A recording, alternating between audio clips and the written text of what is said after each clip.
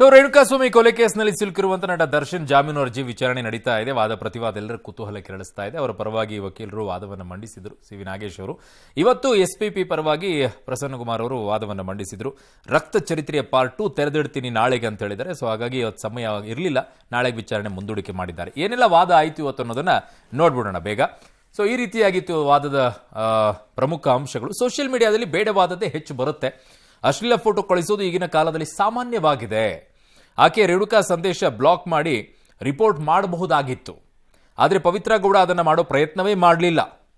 ರೇಣುಕಾ ಮೇಲೆ ನಟ ದರ್ಶನ್ ಶೆಡ್ನಲ್ಲಿ ಹಲ್ಲೆ ಮಾಡಿದ್ದಾರೆ. ಪವಿತ್ರ ಗೌಡ ತೋರಿಸಿ ಇವಳು ನನ್ನ ಹೆಂಡತಿ ಅಂತ ದರ್ಶನ್ ಹೇಳಿದ್ದಾರೆ. ನನ್ನ ಹೆಂಡತಿಗೆ ಮೆಸೇಜ್ ಮಾಡ್ತೀಯಾ ಅಂತ ದರ್ಶನ್ ಹಲ್ಲೆ ಮಾಡಿದ್ದಾರೆ ಅನ್ನುವಂಥದ್ದನ್ನು ಎಸ್ಪಿಪಿ ಅವರು ಇವತ್ತು ನ್ಯಾಯಾಲಯದಲ್ಲಿ ವಾದ ಮಂಡಿಸಿದರು. ರೇಣುಕಾ ಪಕ್ಕೆಲುಬುಗಳ ಮೇಲೆ 17 ಬಲವಾದ ಪೆಟ್ಟನ್ನು ಕೊಟ್ಟಿದ್ದಾರೆ. ರೇಣುಕಾ ಮೃತದೇಹದ ಮೇಲೆ 39 ಗಾಯಗಳಾಗಿವೆ. ಶ್ವಾಸಕೋಶ ಪಂಚರ್ ಆಗಿದೆ, ಅಂದರೆ ಮೂಳೆ ಒಡೆದ್ಬಿಟ್ಟು ಮೂಳೆ ಚುಚ್ಚಿರೋದು, ಅದರಿಂದ ಪಂಚರ್ ಆಗಿದೆ ಅಂತ. ತಲೆ ಮತ್ತು ಮರ್ಮಾಂಗದಲ್ಲಿ ರಕ್ತಸ್ರಾವವಾಗಿದೆ. ಇದೆಲ್ಲ ದರ್ಶನ್ ಮತ್ತು ದರ್ಶನ್ ಅಣತಿಯಂತೆ ನಡೆದಿದೆ ಅಂತ ಹೇಳಿ. ಇದು ಅರೇಬಿಯನ್ ನೈಟ್ಸ್ ಸ್ಟೋರಿ ಅಲ್ಲ. ಕಾರಣ ದರ್ಶನ್ ಪರ ವಕೀಲರು ಹೇಳಿದರು, ಮ್ಯಾಜಿಕ್ ಶೋ ಸ್ಟೋರಿ ಕ್ರಿಯೇಟ್ ಮಾಡಿಬಿಟ್ಟಿದ್ದಾರೆ ಪೊಲೀಸರು ಅಂತ ಹೇಳಿ. ಈ ರೀತಿಯ ಕೃತ್ಯಗಳನ್ನು ಅರೇಬಿಯನ್ ನೈಟ್ಸ್ ಕಥೆಗಳಲ್ಲೂ ಕೂಡ ನಾವು ಕೇಳಿಲ್ಲ ಅಂತ ಹೇಳಿ. ಇದು ಭಯಾನಕ ದರ್ಶನ್ ಗ್ಯಾಂಗ್ನ ಭಯಾನಕ ರಕ್ತ ಚರಿತ್ರೆ ಅಂತ ಅವರು ವ್ಯಾಖ್ಯಾನ ಮಾಡಿರೋದು. ನಾಳೆ ರಕ್ತ ಚರಿತ್ರೆಯ ಪಾರ್ಟ್ 2 ಮುಂದುವರಿಸ್ತೀನಿ ಅಂತ ಹೇಳಿದ್ದಾರೆ. ಇನ್ನು ಸಿಎಂ ಕುರ್ಚಿಯೇ ರಾಜ್ಯ ರಾಜಕಾರಣದ ಕೇಂದ್ರ ಬಿಂದುವಾಗ್ತದ ಹಾಗೆ ಕಾಣಿಸ್ತಾ ಇದೆ. ಸತೀಶ್ ಜಾರಕಿಹೊಳಿ ಭೇಟಿ ಪರ್ವ ಹಲವು ಅನುಮಾನಗಳಿಗೆ ಎಡೆ ಮಾಡಿಕೊಡ್ತಾ ಇದೆ. ಮೇಲಿಂದ ಮೇಲೆ ರಾಜ್ಯದ ನಾಯಕರುಗಳನ್ನ ಭೇಟಿ ಮಾಡ್ತಿದ್ದಾರೆ. ಇವತ್ತು ಮೈಸೂರಿನಲ್ಲಿ ಸಚಿವ ಮಹದೇವಪ್ಪ, ಶಾಸಕ ಹರೀಶ್ ಗೌಡ, ರವಿಶಂಕರ್ ಸೇರಿದಂತೆ ಹಲವನ್ನ ಭೇಟಿ ಮಾಡಿ ಕುತೂಹಲಕ್ಕೆ ಕಾರಣವಾದ್ರು. ಸಿದ್ದರಾಮಯ್ಯ ಅವರೇ ನಮ್ಮ ಮುಖ್ಯಮಂತ್ರಿ ಎನ್ನುತ್ತಲೇ 5 ವರ್ಷ ಇರ್ತಾರೋ 3 ವರ್ಷ ಇರ್ತಾರೋ ಗೊತ್ತಿಲ್ಲ ಅಂತ ಅಲ್ಲೊಂದು ಕುತೂಹಲಕ್ಕೆ ಕಾರಣವನ್ನ ಇಟ್ರು. ಇನ್ನು ಇಬ್ಬರು ಕಾಫಿ ಪೇ ಚರ್ಚೆ ಮಾಡಿದ ತಕ್ಷಣ ಮುಖ್ಯಮಂತ್ರಿಗಳ ಬದಲಾವಣೆ ಚರ್ಚೆನಾ ಅಂತ ಪರಮೇಶ್ವರ್ ಸ್ಪಷ್ಟಪಟ್ಟು ಕ್ಲಾರಿಟಿ ಕೊಡೋ ಪ್ರಯತ್ನ ಮಾಡಿದ್ರು. ಮತ್ತೊಂದು ಕಡೆ ಸಿದ್ದರಾಮಯ್ಯ ಪರವಾಗಿ ಸಚಿವ ಕೃಷ್ಣ ಬೈರೇಗೌಡ, ಜಮೀರ್ ಅಹಮದ್ ಸೇರಿ ಹಲವರು ಬ್ಯಾಟ್ ಬೀಸಿದ್ದಾರೆ. ಡಿಕೆ ಶಿವಕುಮಾರ್ ಪರೋಕ್ಷವಾಗಿ ಜಾರಕಿಹೊಳಿಗೆ ಟಕ್ಕರ್ ಕೊಡುವ ಕೆಲಸವನ್ನ ಮಾಡಿದ್ದಾರೆ. ಇವೆಲ್ಲದರ ಮಧ್ಯೆ ಸಿಎಂ ಕುರ್ಚಿಯಲ್ಲಿ ಸಿದ್ದರಾಮಯ್ಯ ಜಾಸ್ತಿ ದಿನ ಇರೋದಿಲ್ಲ ಅಂತ ಮತ್ತೊಮ್ಮೆ ವಿಜಯೇಂದ್ರ ಹೇಳಿದ್ದಾರೆ. ಸಿದ್ದರಾಮಯ್ಯ ಅವರು ಮುಖ್ಯಮಂತ್ರಿಗಳಿಗೆ ಇರ್ತಾರೆ. 5 ವರ್ಷ ಇರ್ತಾರೆ ಸರ್ ಅಂತ ಡೆಲ್ಲಿಗೆ ಹೋಗಿ ಈ ಪ್ರಶ್ನೆ ಕೇಳಬೇಕು. ನನ್ನ ಹಂತದಲ್ಲಿ 5 ವರ್ಷ ಇರ್ತಾರೋ 3 ವರ್ಷ ಇರ್ತಾರೋ ಅದು ನನ್ನ ಪ್ರಶ್ನೆ ಅಲ್ಲ. ಮುಖ್ಯಮಂತ್ರಿಯಾಗಿ ಸಿದ್ದರಾಮಯ್ಯ ಇರ್ತಾರೆ. ಅವ್ರ ಜೊತೆ ನಾವೆಲ್ಲ ಇದೀವಿ, ಅಷ್ಟು ಮಾತ್ರ ಹೇಳಬಲ್ಲ. ಸೊ ನಮ್ಮ ಚೀಫ್ ಮಿನಿಸ್ಟರ್ ಸಿದ್ದರಾಮಯ್ಯ ಅವ್ರ ಕೈ ಕೆಳಗಡೆ ನಾವು ಕೆಲಸ ಮಾಡ್ತಾ ಇದೀವಿ, ಮುಂದಕ್ಕೂ ಮಾಡ್ತೀವಿ. ಸತೀಶ್ ಜಾರಕಿಹೊಳಿ ಮುಂದಿನ ಸಿಎಂ ಅಂತ ನನಗೆ ಗೊತ್ತಿಲ್ಲಪ್ಪ, ಅವ್ರನ್ನೇ ಕೇಳ್ಕೊಳ್ಳಿ. ಇನ್ನು ರಾಜ್ಯ ರಾಜಕೀಯದಲ್ಲಿ ಜಾತಿ ಗಣತಿ ಜಟಾಪಟಿ ನಿಲ್ತಾನೆ ಇಲ್ಲ, ಮುಂದುವರೆದಿದೆ. ಜಾತಿ ಗಣತಿ ವಿಚಾರವಾಗಿ ನಿನ್ನೆ ಹಿಂದುಳಿದ ವರ್ಗಗಳ ನಾಯಕರ ಜೊತೆಗೆ ಸಭೆಯನ್ನು ಮುಖ್ಯಮಂತ್ರಿಗಳು ನಡೆಸಿದರು. ಇವತ್ತು ದಲಿತ ನಾಯಕರ ಜೊತೆಗೆ ಸಭೆ ನಡೆಸಿದ್ದಾರೆ. ಜಾತಿ ಗಣತಿ ವರದಿ ಅನುಷ್ಠಾನ ಮಾಡೋದಾಗಿ ಸಿಎಂ ಸಿದ್ದರಾಮಯ್ಯ ಪುನರುಚ್ಚಾರ ಮಾಡಿದ್ದಾರೆ. ಸಚಿವ ಪರಮೇಶ್ವರ್ ಜಾತಿ ಗಣತಿ ಪರ ಬ್ಯಾಟ್ ಬೀಸಿದ್ದಾರೆ. ಡಿಸಿಎಂ ಡಿಕೆ ಶಿವಕುಮಾರ್ ಪಕ್ಷ ಏನು ಹೇಳುತ್ತೋ ಅದನ್ನು ಕೇಳ್ತೀವಿ ಅಂತ ಎಚ್ಚರಿಕೆಯಿಂದ ಪ್ರತಿಕ್ರಿಯೆ ಕೊಟ್ಟಿದ್ದಾರೆ. ಇದೇ ವಿಚಾರವಾಗಿ ಬಿಜೆಪಿಯು ಕೂಡ ತಲೆಕೆಡಿಸಿಕೊಂಡು ಇದ್ದು ಸಭೆ ಮಾಡಿದೆ. ಸುಪ್ರೀಂ ಕೋರ್ಟ್ ತೀರ್ಪಿನ ಹಿನ್ನೆಲೆಯಲ್ಲಿ ರಾಜ್ಯ ಸರ್ಕಾರವು ಈ ಹಿಂದೆ ಬಿಜೆಪಿ ಅವಧಿಯಲ್ಲಿ ಕೈಗೊಂಡಿದ್ದ ಒಳ ಮೀಸಲಾತಿ ಹಂಚಿಕೆಯನ್ನೇ ಜಾರಿ ಮಾಡಬೇಕು ಅಂತ ಒತ್ತಾಯಿಸುವ ನಿರ್ಣಯವನ್ನು ಕೈಗೊಂಡಿದೆ. ಕಾಂಗ್ರೆಸ್ ಸರ್ಕಾರದ ನಡೆ ಮೂಡಾ ಕೇಸ್ ಡೈವರ್ಟ್ ಯತ್ನ ಅಂತ ಮತ್ತೊಮ್ಮೆ ಬಿಜೆಪಿ ಆಪಾದಿಸಿದೆ. ಜಾತಿ ಗಣತಿ ವಿಚಾರದಲ್ಲಿ ಕಾಂಗ್ರೆಸ್ ಡಬಲ್ ಗೇಮ್ ಮಾಡ್ತಾ ಇದೆ, ಒಡೆದು ಆಳುವ ಕೆಲಸ ಮಾಡ್ತಾ ಇದೆ ಅಂತ ಆರೋಪ ಮಾಡಿದ್ದಾರೆ.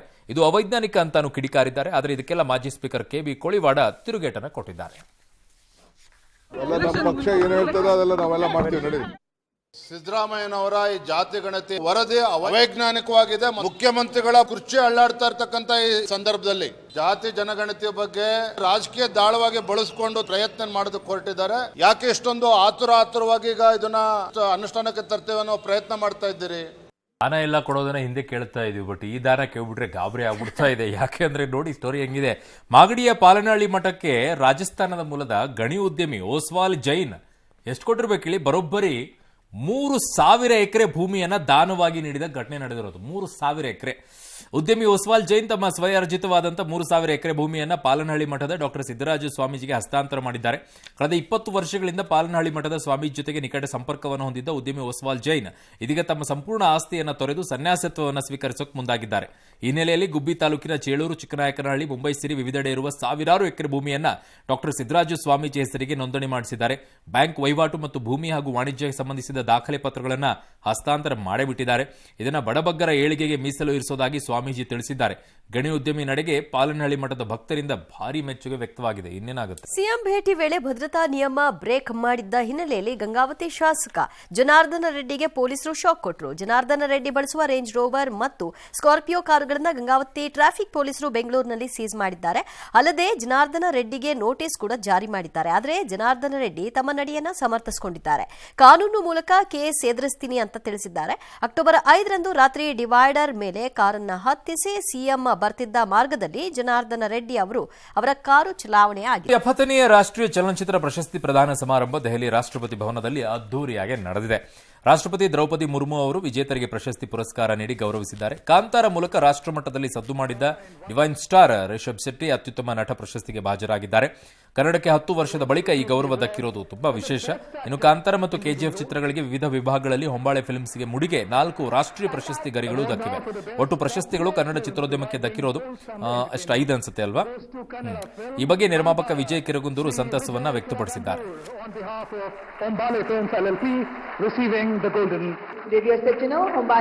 ತುಂಬಾ ಸಂತೋಷ ಆಗ್ತದೆ ಕೆಜಿಎಫ್ಗೆ ಬಂದಿರೋದು. ಮತ್ತೆ ಅದೇ ರೀತಿ Kantara is popular film best national film ಆಗಿರುವಂಥದ್ದು, ಅದು ತುಂಬಾ ಖುಷಿ. ಮತ್ತೆ ಅದೇ ಫಿಲಿಮಿಗೆ ಬೆಸ್ಟ್ ಆಕ್ಟರ್ ರಿಷಬ್ಗೆ ಬಂದಿರೋದು ಇನ್ನೊಂದು ಖುಷಿ. 4 ಅವಾರ್ಡ್ ನಮ್ಮ 2 ಫಿಲಿಮ್ಗಳು ಒಂದೇ ವರ್ಷದಲ್ಲಿ ಬಂದಿರೋದು ಬಹಳ ಸಂತೋಷ ಆಗ್ತಾ ಇದೆ. ಒಟ್ಟು 6 ನ್ಯಾಷನಲ್ ಅವಾರ್ಡ್ ಬಂದಿರುವಂಥದ್ದು ಬಹಳ ಸಂತೋಷ. ಕೆಜಿಎಫ್ ಇನ್ನು 4-5 ತಿಂಗಳಲ್ಲಿ ಅಪ್ಡೇಟ್ ಕೊಡ್ತೀವಿ. ಕಾಂತಾರ 2 ತುಂಬಾ ಚೆನ್ನಾಗಿ ಶೂಟಿಂಗ್ ಆಗ್ತಾ ಇದೆ. ನೆಕ್ಸ್ಟ್ ಆಗಸ್ಟ್ ಅಲ್ಲಿ ಕಾಂತಾರ ನೀವು ನಿರೀಕ್ಷೆ ಮಾಡಬಹುದು.